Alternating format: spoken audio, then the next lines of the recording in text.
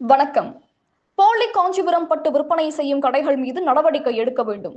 கலெக்டரிடம் பாமக காஞ்சிபுரம் மேற்கு மாவட்ட தொழிற்சங்க செயலாளர் கோரிக்கை மனு. உலகளவில் பட்டு நகரம் என்றழைக்கப்படும் காஞ்சிபுரத்தில் கைத்தறி பட்டு என்ற பெயரில் பவர்லூம் சேலைகளை விற்பனை செய்து பொதுமக்களையும் சுற்றுலா பயணிகளையும் ஏமாற்றும் கடைகள் மீது உரிய நடவடிக்கை எடுக்க வேண்டும் என்று பாமக காஞ்சிபுரம் மேற்கு மாவட்ட தொழிற்சங்க செயலாளர் துரைராஜ் வலியுறுத்தியுள்ளார்.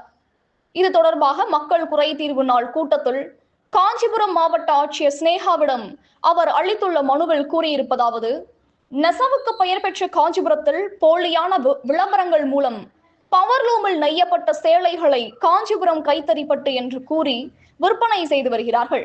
இதனால் வெளி மாநிலங்களிலிருந்து காஞ்சிபுரத்தை நம்பி வரும் வாடிக்கையாளர்கள் மற்றும் கோவில் நகரமான காஞ்சிபுரத்திற்கு மற்றும் சுற்றுலா பயணிகள் ஏமாற்றப்பட்ட நிலை உள்ளது.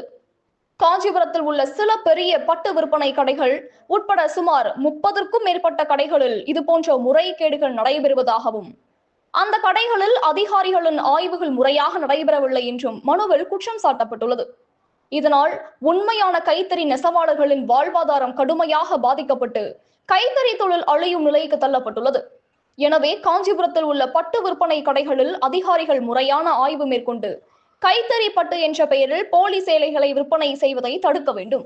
மேலும் புதிதாக பிரம்மாண்டமாக தேரடி வீதி பகுதியில் திறக்கப்பட உள்ள கடையால் நிலத்தடி நீர்மட்டம் மற்றும் பாதாள சாக்கடை பாதிக்கும் நிலையில் உள்ளதால் மாவட்ட நிர்வாகம் உரிய ஆய்வு செய்து அனுமதி வழங்க வேண்டும் என்று கோரிக்கை வைத்தார். மேலும் போலி சேலை விற்பனைகளை தடுக்க மாநகரின் மைய பகுதிகளில் அறிவிப்பு பலகை போன்றவற்றை வைத்திடவும், உண்மையான கைத்தறி நெசவாளர்களுக்கு உரிய ஊதியம் கிடைப்பதை உறுதி செய்து கைத்தறி தொழிலை பாதுகாக்க மாவட்ட நிர்வாகம் உரிய நடவடிக்கை எடுக்க வேண்டும் என்றும் அவர் தனது மனுவில் கேட்டுக்கொண்டார். கனவு தமிழகம் செய்திகளுக்காக காஞ்சிபுரம் மாவட்ட செய்தியாளர் மிதேஷ்குமார். செய்திகள் வாசிப்பவர் ஸ்னேகா பொன்வாலி. நன்றி.